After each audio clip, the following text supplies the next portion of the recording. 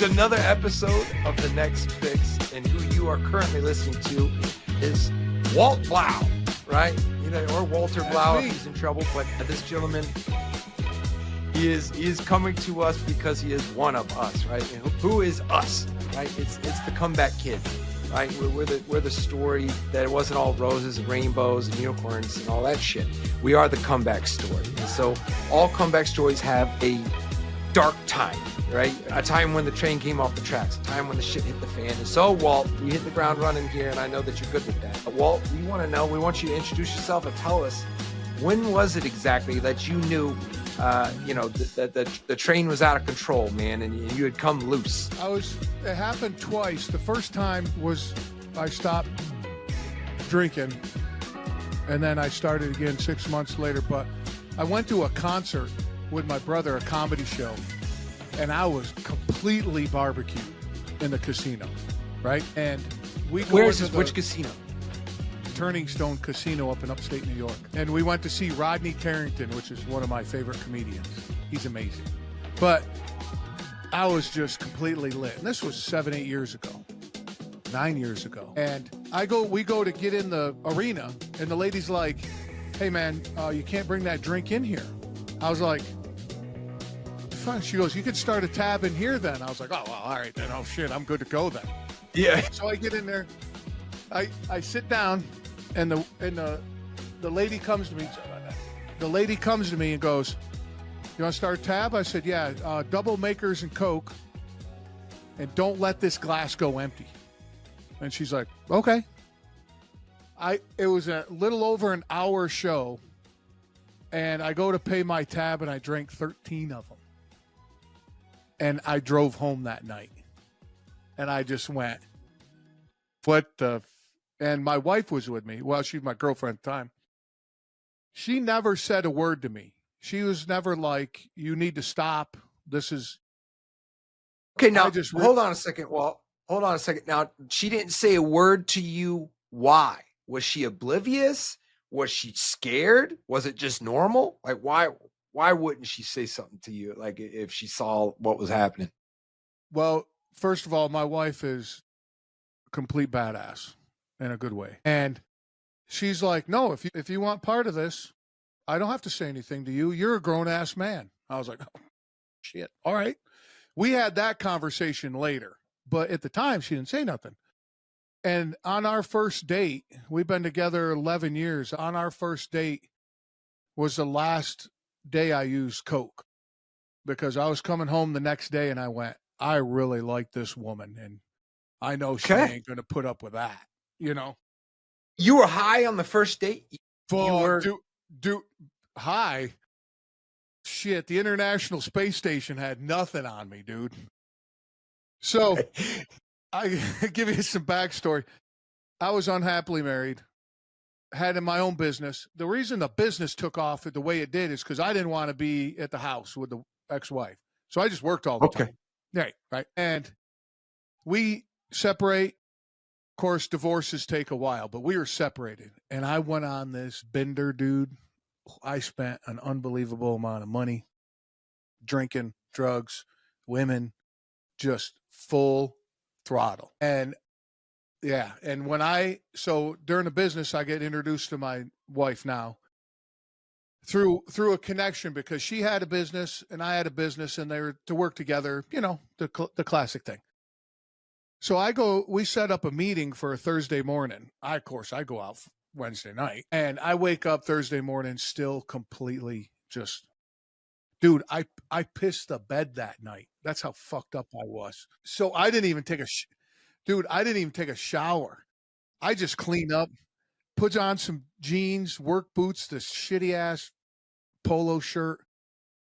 And it's the end of November, and I do no shave November. So my beard is all scraggly and all that. Right.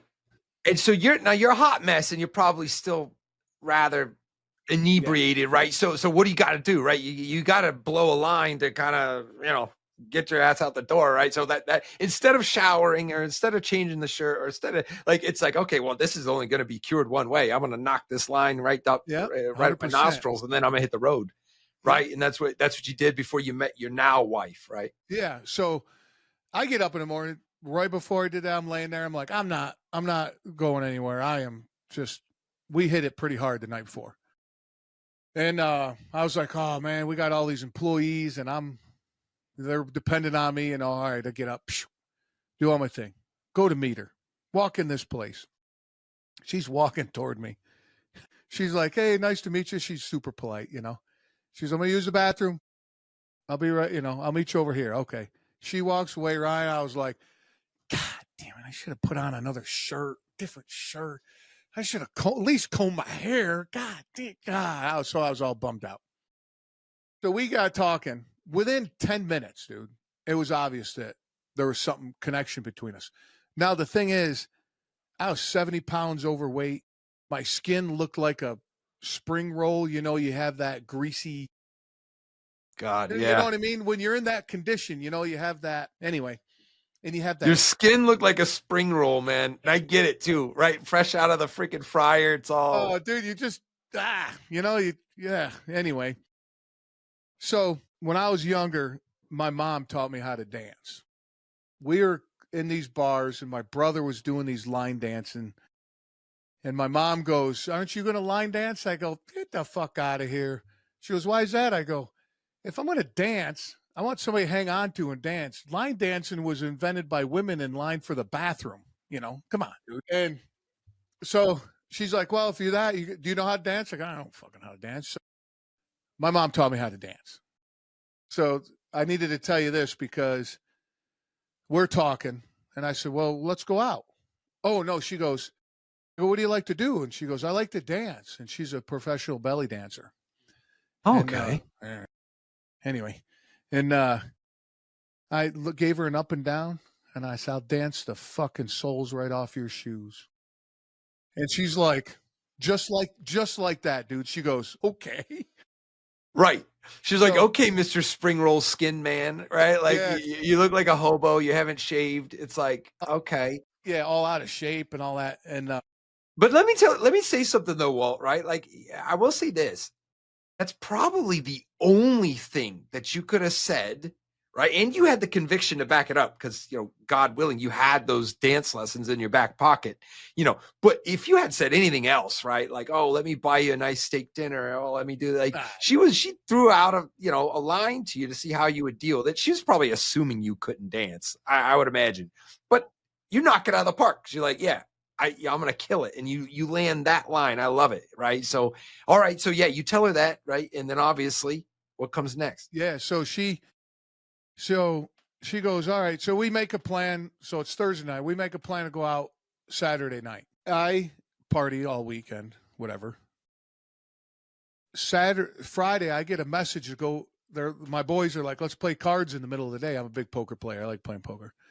So I end up at this poker game that is right out of a fucking movie, dude.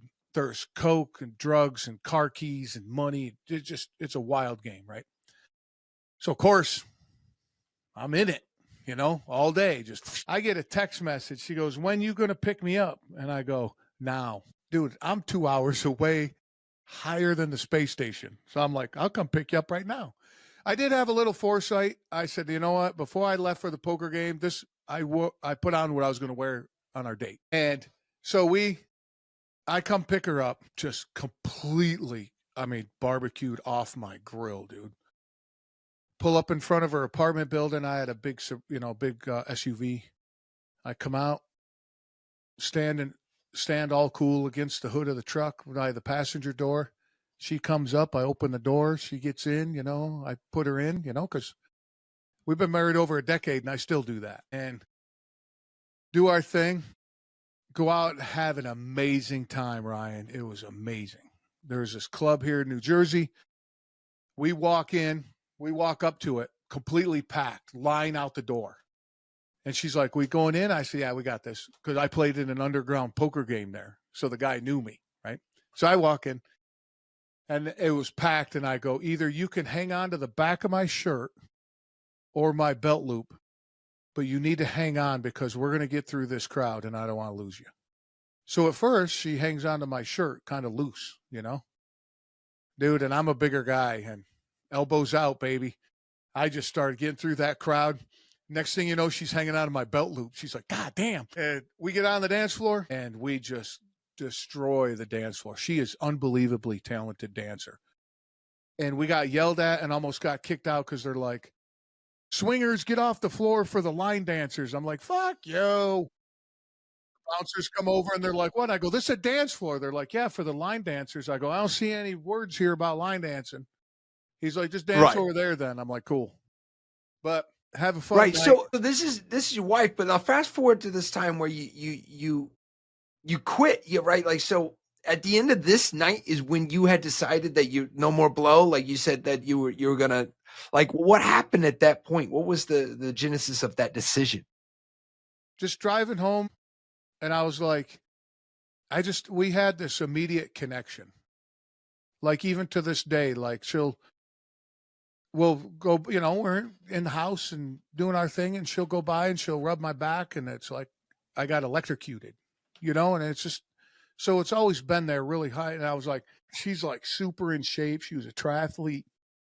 I'm like, she ain't going to put up with my ass. And then up until most of my life, I've been extremely athletic. So I was like, oh man, I don't want to do this anymore. Because it was getting to a point where, like, where am I going? And when I was back in the day when it was really heavy use, I watched friends kill themselves, like right in front of me, get arrested, ruin their life over all this shit. And I'm like, I don't want to go down that path, dude. And then a buddy of mine that I ran around with, we were tight. I got a call 3 months ago. He's in the hospital still with double liver and double kidney failure. That's 3 months right now. Like he's 3 months still ago. in the hospital right now. And that lifestyle, I went right and he kept going left, But when I was seeing that stuff, I'm like, I don't know. This is not the life I want. And I'm unbelievably huge in visualization. So when I lay down in bed at night, I visualize what I want.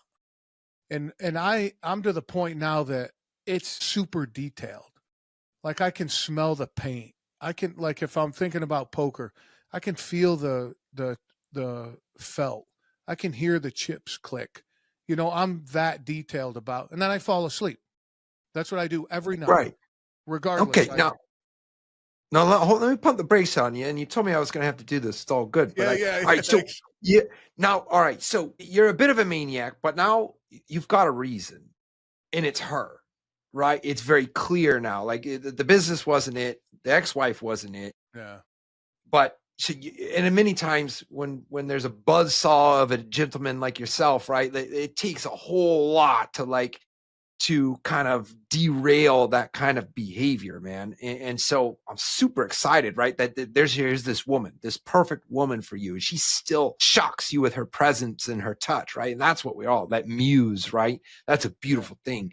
Now, so she made quitting the cocaine like super easy from what I'm gathering, right? Like that seemed like kind of a no-brainer. It was easier to quit coke than it was to stop drinking. And so that the booze came later, right? And so that you had started this off with, you had just seen a comedian, or no, I'm sorry, this was like 9 years ago, something like that. Yeah. But we're talking about, so the coke went out the window as soon as you met your current wife, right? But things were a little bit different with the booze. So kind of what happened with that, or maybe how did that become more hairy to escape? So we get going in our relationship. It goes great. We get date, we marry. And then one day, two things that brought the catalyst was, I had a client in Staten Island. Now, if you don't know, I was in New Jersey. I'm still in New Jersey, but Staten Island, and we partied. I didn't do any drugs, so I wasn't doing any drugs at that time, but I was drinking. You have to take 4 bridges to get back to my house from Staten Island. So I remember leaving, getting in my truck. The next thing I knew was I woke up with my face against the driver's side window of my truck. It was bumped up against the curb of my apartment, in drive, still running. And I was like, what the fuck? I go, Yeah. no, this is getting way out of control. I had like, I know I didn't, well, as far as I know, I didn't do anything. There was no damage to my truck or anything. But it started to really dig at me that what happens if I'm driving home? If I wrap around a tree and I kill myself, whatever, dude. What happens if some lady, second job, second shift, coming home to her kids? You know, that scenario. Dude, I didn't do anything, but I had that survivor's guilt for like a week. And it was Wow. like, it would get to the So hold on point. a second, Walt, because I I mean, this remember is twice. you It said bothered me survivor's so. guilt, right? That's survivor's guilt that you just mentioned. That's something to me, like, I never really got that. I never really had that. I in looking back, even though that this is a term that I've just now gotten familiar with from you saying it, like I never really had that survivor's guilt, but man, it was basically you going over the thought exercise of what could have happened very easily. You very easily could have killed a family, could have killed an innocent person or yourself, right? But you're like, okay, yourself makes a little more sense because you're the asshole doing the dirty deed, right? But like you were actually thinking about what could have happened, and so and as you mentioned, like that's one of the catalysts that kind of led you to that decision to like kick the booze. Well, it was like, and it's a classic thing, right? So I didn't stop, but I slowed way down for a while. Then, of course, everything starts to escalate again, right? And we were dating at the time, my wife and I. And then we got married. And right about the time we got married, I threw this huge event for the business. And I was gone. I woke up the next morning in our apartment, and she was going away for a seminar thing that she does. She was going away that morning, and she's like, how much did you drink last night? I was like, I have no idea. Dude, Ryan, she left, and I cried uncontrollably probably for 4 hours, just in a fetal position. I'm like, this has got to stop. This has to fucking stop. And I knew that she was getting on the brink. Again, she is not telling me, you know, because she's like, Okay. you're a grown-ass man, you know? Right. Okay. So when she left, right? So she asked you how much you drank. You had no answer, right? No, she didn't leave me. She just left for the weekend. I just want to. Right. So, but she's leaving. She asked you a question, right? Knowing you didn't have any damn clue, like how much you drank. But it was communicating to you that, like, hey, guess what? Like you had said, like she's letting you know you're a grown ass man. And, you know, whatever you did isn't necessarily as important as that you can't remember. And you're most likely being an asshole and XYZ, right? So she was communicating to you that like, hey, listen, I'm not good with that. Is that what I'm picking up on? Yeah. Yeah. And 80% of communication's nonverbal, right? So just her, the way she was starting to act around me and that kind of thing, I'm like, and two, it just, if I can't like put a pinpoint on it, but I was done. I was so done, dude. I was like, this is fucking ridiculous. So I got a hold of my buddy, longtime friend of mine. We're still super close and all that. And he's been sober like 36 years or something. So I said, buddy, I'm fucked. He goes, let's meet up. We went to like 4 AA meetings that weekend, and I haven't had a drink since that weekend. I was like, done. All done. And I got an iron will, dude. If I tell you I'm not going to do something, if I tell you I'm going to do something, the world could be burning down and I'm going to do it because I told you I was going to do it.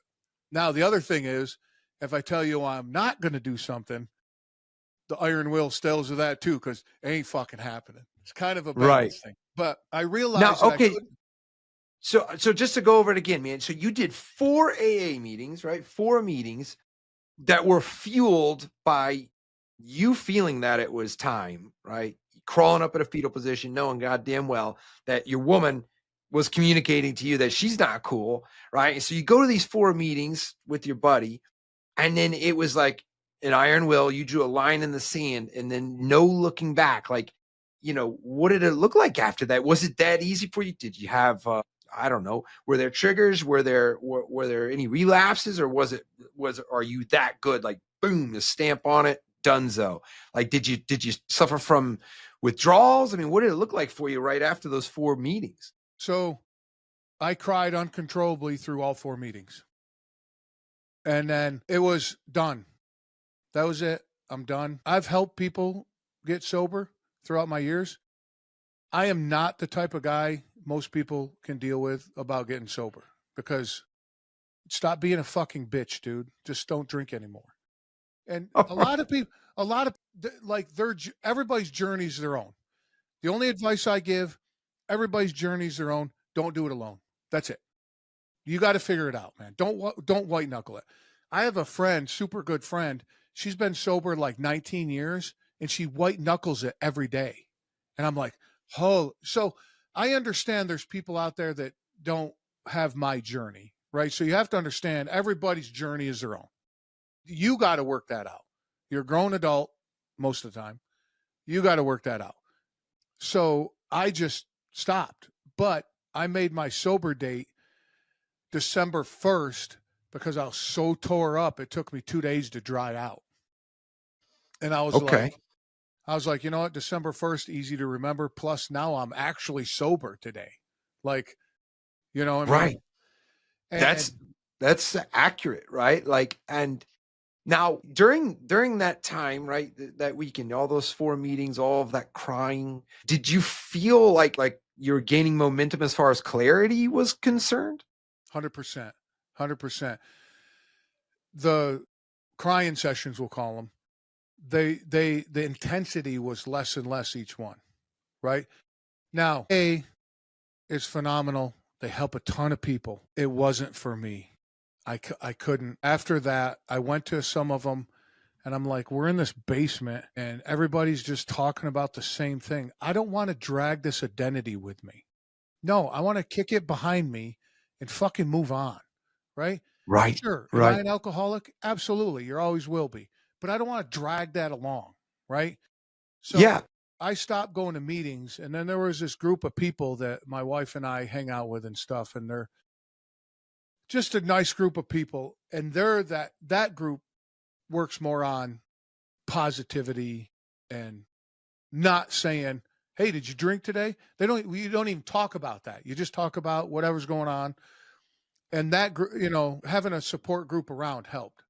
Right. So Walt, let me tell you, man, I agree with you. I had an issue with saying that I was an alcoholic, not because I was in denial, not because I didn't believe it. I felt that every time that I had spoke those words into the universe, that I was solidifying that identity. And that is what I had an issue with. And also, I feel that I can attest to the same bugaboo, if you will, with being like past oriented versus future oriented. Yeah. Meaning, like, I want to talk about what comes next. This is why I call this podcast The Next Fix. Okay. Like, it's like, well, what can we get on to fill that addictive personality that we share, right? Like, what can we do to facilitate that need that's healthy, that's positive, that's challenging, or something along the lines of a goal or some kind of an aim? I really enjoy that. Now, you're mentioning a group that you had gotten involved with your wife. Now, let me ask you this: is your wife now sober, or did she have a journey? Like, according to you, like we all have our own journey. Did she have a journey that maybe she had like gotten rid of alcohol, maybe drugs, or anything like that? No, my wife is. I married up, dude. My wife is a fucking saint.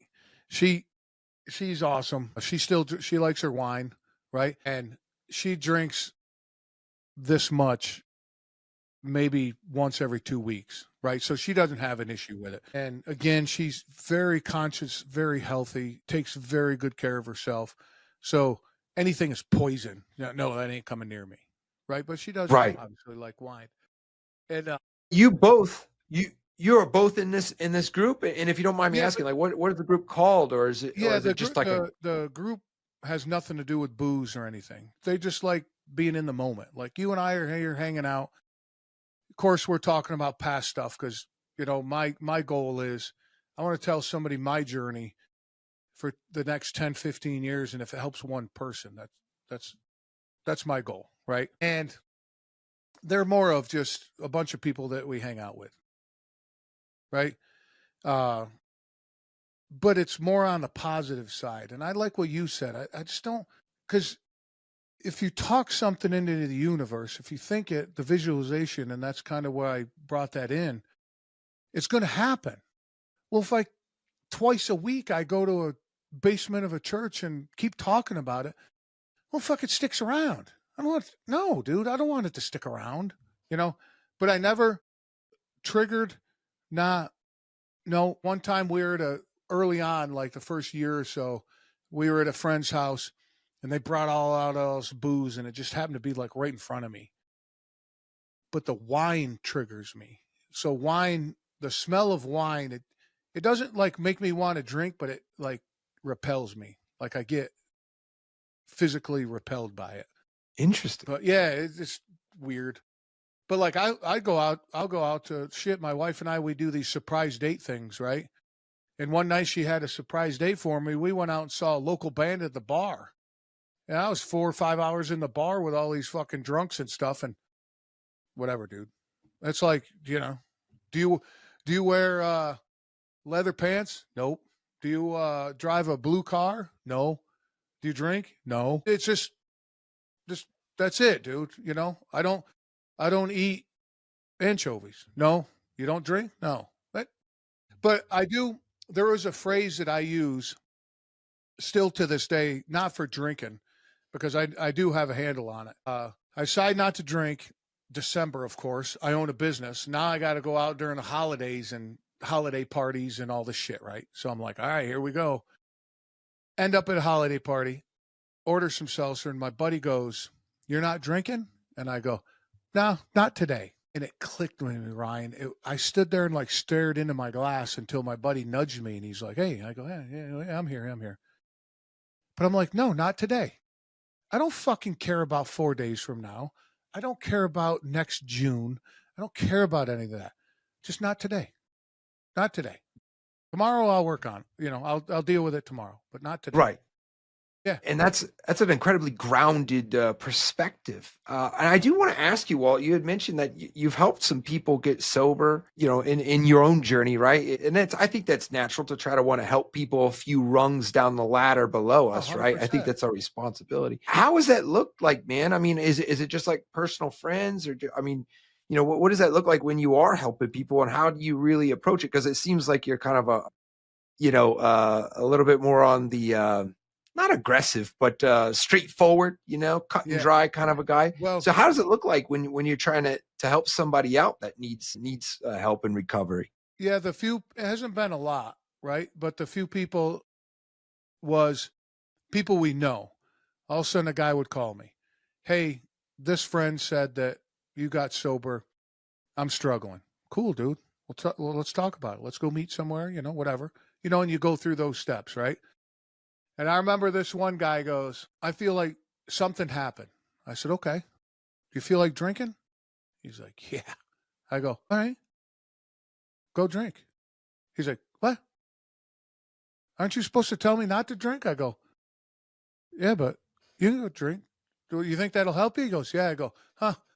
Imagine that. And when you get up tomorrow, your fucking problems are still here. Now you got a hangover. So have at it, dude." And he's like, "Oh, shit. All right. Well, I ain't going to do that." I was like, "All right. Well, now you got to handle your problems with a hangover." That's the kind of talk that I do with people, and that's why a lot of people don't come to me, which is fine. That's why I like me. What you did there, but so what you did there, right, Walt, is that you stretched their thoughts into the near future. Because that's the fucking problem that most addicts and alcoholics have, is that they're not thinking about the next morning. Wow, man, I never even thought of. Wow, dude, I never even thought of that. Great point. Dude. And so if you just stretch your thoughts into if you're doing blow, right, it's something you're familiar with, right? There's almost no way that biologically you don't feel high for the next 10 minutes. But if you could stretch your mind into the next 20 minutes when you're back on the phone with the freaking guy, right? Like if you could just stretch your mind into the very near future, you realize, well, that shit ain't worth it. But if you stay in the immediate gratification mindset, which is like what we want results now. And so I know if I do cocaine now, it will make me feel better for the next 10 minutes. It is almost a fact, right? Like, so that's what the appeal is. But what you did there is you just said, hey man, let's just think about the next morning. And they're like, oh shit, you're right. If I just think about the next morning and then maybe even the next week, it doesn't make much sense. Right. So I think that's super powerful, man. Well, how about, I walked in a place, me and some boys were out, and I've been sober a while at this point. And a guy I've been talking to, I see him standing with like two of his buddies, and he's holding a beer. And he's telling me, 2 days ago, he's like, man, I got to stop drinking. And I got pissed. I was just in a mood. I walked over and I just fucking knocked the beer out of his hand. It went splashing and breaking on the floor. And I go, you're being a bitch. And he goes, the fuck, dude? I go, why are you calling me? I go, one thing I cannot stand. I am very tolerant, except for being a hypocrite. If you come along with being a hypocrite, I'll probably say some things to you that you're not going to like. And that to me, he was being a hypocrite. And I'm like, nah, dude, he ain't talked to me since, which I don't fucking care. But, Right. But that's tough, right? Because here's this guy asking for your help and your opinion and all of these types of things. You know what? I might be getting a little bit off topic here. It's kind of like a girl comes, and I feel like a girl probably has come to you because you're a bigger guy, you're athletic. It's like, oh, my boyfriend, this piece of shit, he hit me and all this stuff. And I would always tell them, like, look, I'll go over there, I'll rough the guy up. But if I'm sitting at the same table with him come Thanksgiving and you're good with him, and now I'm drawing a line in the sand, I'm going to be pissed, right? Because you're a hypocrite. You have me be the bad guy. And then now, you know what I mean? Like somebody calls on your assistance or your aide, and he's like, this particular guy is like, hey, I need your help to quit drinking. And then you put all your time and energy in trying to help this person. And then you see him holding a beer. That's a huge smack in your face. It's like, hey, I held up my end of the bargain, and now you shit all over it. Right. And so I could see where that would really piss you off, man. And I could also see why that guy probably doesn't want to call you back, because he probably doesn't want to deal with you. Well, I'm holding him accountable. Right. Exactly. And the thing is, I use the phrase, I spend a lot of time in the gym. I use the phrase with a sled, the weighted sled that people push and pull. If you're having trouble, this is my, what do you call it? Now, no, is that an analogy? No. It works. Okay. But anything in the world, anything that you're doing, I use this analogy. If you're pushing the sled and you're having trouble, dude, I'll push with you. No problem, dude. Well, let's get it over the hill, wherever we're going. As soon as you stop pushing, I'm not pushing either. I ain't fucking doing it for you, dude. That's not what I'm here for. So, except, obviously, my family, there's people. Right. I call it at my table. Of course, there's things that I would do for you.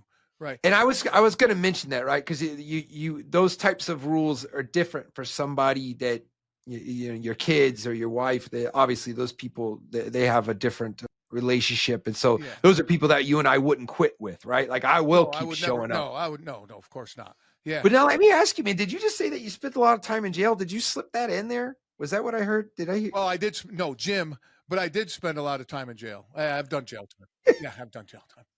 Yeah. I lived. So this is a great way to transition into this, because I wanted to tell you about this. Where all this started was I was in an accident, and I was about 25. God, I need to get a little closer to date, but I was about 25, and I was told I could never have kids. So I went down, this started this path that, like, fuck it, dude. If I can't have kids, I'm going to have me a good time. And when you're in those situations and you can't have kids, I'm unbelievably shocked that I never ended up with an STD. It's fucking insane, dude. But so that's what started all this downhill, right? And then, so that was the downhill. I hit rock bottom. my wife was with me at the bottom, and we start coming up. And during this come up, I end up paralyzed from the waist down. And then 6 months later, I'm on an operating table with a heart procedure. And then, so we just start coming back up. And after that, that's when the building really started, right? The tear down starting to come up. And in 2016, in the beginning of 16, I had my back and then my heart. And then things just, I got an unbelievable mentality of zero fucks given. It was incredible. When I say that, like I have a listener sent me a neon sign that says zero fucks given, right? Because I go on this rant all the time. Now, to me, people will see it in my studio and they'll be like, oh yeah, you don't give a shit. You don't give a fuck. Well, no, see, and I asked him, I said, well, let me ask you, Ryan, when somebody says zero fucks given, what does that mean to you? Well, I don't want to give you a roundabout answer here, but my old version of myself was like, I don't give a shit. Yeah, I'm going to hit the gas and I'm going to take that jump. I'm going to leap out of that plane. It's like I got only today to live for, right? Right. So that's like the old, and I would imagine the more selfish and immature version of myself with zero fucks given, right, with almost a lack of respect for myself and others, right? Zero fucks given. Like, I don't give a shit about you. I'm going to do whatever the hell I want. But then there's the more mature version. That's me, the person you're talking to now. And zero fucks given is like, I don't care what people think about me. I have my beliefs. I have my faith. I have my path. I have what I know to be true inside. And so if somebody comes at me or tries to get in my way or challenge me or something like that, and I don't mean that people can disagree with me or have a different perspective that works for them. The zero fucks given by this person that you're talking, this man that you're talking to now, right? Those things don't bother me. I don't let those things bother me. 100%. Like, I don't let the pettiness get in my way any longer, right? So the zero fucks given by this person that you're talking to now is like, I know what is to be true for myself and my family and my faith. And so that being said, if you've got something that doesn't really line up with it, then I don't give a fuck. And it's all right. You can just do that over there. Yep. And the way I love it, dude. I love it that you went from A to B, right? So, and that was my path as well. And now what it is, same as you, is the zero fucks is how you think I should live my life. I harvest these fucks, man. I put a lot of time into them. You ain't getting none of these. No. But if you're at my table, they're all yours. 100%. I'll give you every single last one to you, so, but that's when the build. And I say the build because a couple years ago, somebody says, and I'll ask you, if you were to describe your life in one word, what would it be? Reinvention. I said built. Wait, that built is your word, right? Yeah. Built. And the guy looks at me because everybody's like blessed and loved and, all that stuff, which is great. And I said built because from all that, now I have a wife that is, kick ass. I have a son that 4-year-old son that every morning rewires my heart to its fullest extent. We have a beautiful home. I'm going to have 45 people at our house tomorrow for a barbecue. That's fucking life right there, dude. That's awesome. And so during the building, and you had the back and the heart issues, or you're paralyzed from the waist down.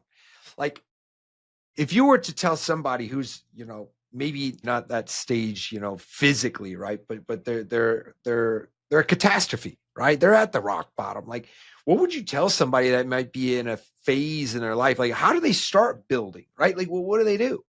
Win the day. Win the day. You win the week. You win the week. You win the month. You win the month, you win the year. Just today. That's it. Right. Just, what are you doing today? And you can even break that down. What am I doing this morning? What am I doing for the next hour? Right? I'm not doing this. Because a lot of times with people, they try to figure out what they're doing, right? Well, why don't you try to figure out what you're not? Don't do this. And then everything else, if you don't do this, automatically the good stuff is here sitting in front of you. So if you concentrate on not doing that, then all the good stuff's sitting here on your lap. You know what I mean? So like in my case, for a little while, I don't have to put the work into it. It's no work anymore to not drink. There's no effort involved. But for a while there was. So I concentrated on, no, not today. Well, then that ended up with being more healthy because I'm not putting that poison in my body. 4 months after stopping drinking, I look at my checkbook and I was like, the fuck? Shows my age, dude. I said checkbook. But anyway, I'm looking at my checkbook and I'm like, wait a minute. I must have forgot to pay something. There's a lot of money in my checking account. A lot of money. What the fuck? Because you go out drinking, that's $200 a night. You do that 3 times. Yeah. So, when I concentrated on not doing this thing, the positive things that came along was obviously my health and then not spending money and, of course, the relationship with my wife. Right? That's, Yeah. I think that route is the more obvious route. And it can be much more difficult for others to quit drinking than other people, 100%. Right? And like as you had mentioned said several times, everybody's journey is unique. Everybody's journey is different. However, we can be very confused about what we want or what we need to do in the future or what we need to add to our lives. That could be a very confusing and hard question to answer. The question that's almost always easy to answer is, what do I need to stop doing? Right? Like 100%. That question is right, but it's also a hard fucking question to ask. You want to add some difficulty to that question? I say point thumbs, not fingers. Hold on, let me go over this because it's so what. Wait, how's it work? Yeah. So I'm trying to. Yeah, you're trying to point at me, motherfucker. Point at yourself. You are 100% responsible of everything you do. There is nobody responsible for what your actions are. Well, he did this. No, he didn't. You fucking did it. You had the action to be able to go this way or that way, whatever. And then the other thing that helps me every day is I don't have any fucking problems, Ryan. I just got work to do. Hold on. I want to round up two of these fucking nuggets, man. Don't point fingers, point thumbs. Right? Me. Then It's all the other one is you don't have problems, you've got work to do. Is that right? Yeah. Here's an example that everybody can relate to. You come out in the morning and your car's got a flat tire. Fuck, I got a problem, man. I got a flat tire. No, it ain't a problem, dude. You just got to change the flat tire. No problems, dude. Just work. I love it, man. I love it. Yeah. Now, Walt, all right, you're dropping some nuggets on us. I fucking love it, man. Our time is almost up here, brother. Now, share with people what you got coming up, man. What kind of product? Where can people hear more about you? What do you got a studio? So what the hell's going on with that? Tell us where we can get more Walt Blau. Yeah. Would love for you. So really excited coming up right away. I have 2 live shows in Pittsburgh in August. So I'm going to be on a stage in front of 150 people for 2 nights in a row. Doing basically what I'm doing now. Not talking about, well, we might talk about this subject, but it's we have a schedule and me and another guy are doing it. But it's a live show. It's a live podcast for an hour each night. Awesome. In front of an audience. Live audience. Yeah. Okay. Well, what the hell's the name of it, man? You're leaving us hanging here. The Pod Tree or something it's called. I'll send you the stuff right in the show notes. Well, I'll have all the places for people to click, but so just tell us where should we be looking? What websites? So what do we got? The best thing is my website, brawpodcast.com, has everything that you need to know on it. And if you like a bunch of shit talking once a week in your inbox, what I do is I drop a newsletter once a week. It's about 200 words long, and the idea behind it is when you're in New Jersey, or when you're pumping your gas and you're waiting for it to get full, the blog is short enough you can read it while your tank's being pumped full. Or while you're sitting in line waiting for your fucking overpriced Starbucks, or you're in line waiting to get your groceries, right? It's short enough to where you can read it. Right. They punch really hard, and a lot of people have the response of them is amazing. Love it, man. And of course, there's an asterisk to everything. I've had people come back giving me shit about them. And my response is, sounds like a you problem, not a me problem. Point thumbs, man, not fingers. I love it. I love it, guys. It's bothering you for a reason, right? So you need to look at that. But anyway, BRawPodcast.com is the best way. Instagram's awesome. And I'm like this fucking close to getting 1,000 subs on YouTube.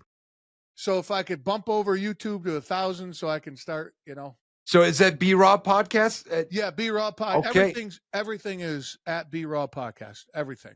Okay, man. I mean, and like I said, I'm going to have everything in black and white for people to just easily click. I love it. And my punchline is simple, powerful, and real, right? Now, this is going to go to what we've been talking about. If you are simple, because simple's not easy, but if things are simple, you get rid of the drama, you get rid of you point thumbs. Keep it simple. Point thumbs, right? You keep it real. So you say to yourself, no, you look in the mirror and being like, yes, this is what it is. Whether you might not like it or not, right? Because I don't like it every time I do that. But you look at it, it's real. So if you take care of the simple and the real, the powerful is going to come along automatically. Love it, man. Because if you control your simple and real, look how powerful you can be. And that's the point behind it. Yeah. That's badass, brother. Yeah, thanks, buddy. I love it, man. Yeah, I've been working on that one for a bit. Yeah, come over. I'll talk some shit to you. I'll yell at you. I'll tell you this. But the way my love language is sarcasm, dude. If I am talking unbelievably shit to you, I'm a fan. Yeah. If I'm just really polite and I shake your hand, I'm like, yes, sir, no, sir, not a fan, dude. So, right. Yeah. And that's probably also a priest. So it's like no, I still give them shit because deep down inside, they want the camaraderie of the shit talking. I love the shit talking. I appreciate your time, Walt. I love that you stopped by to be on the next fix, and we'll see you on the next one, guys.